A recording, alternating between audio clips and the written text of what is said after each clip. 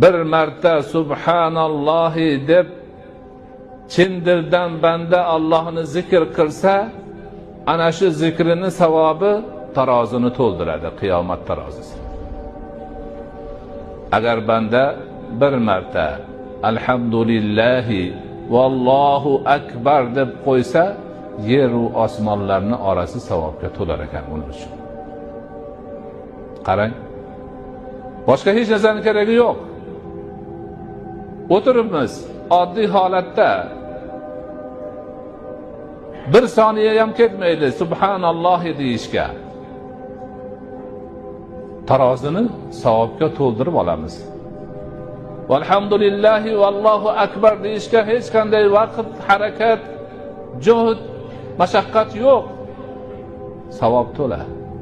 To'lganda ham osmonlar va yerni orasi to'la.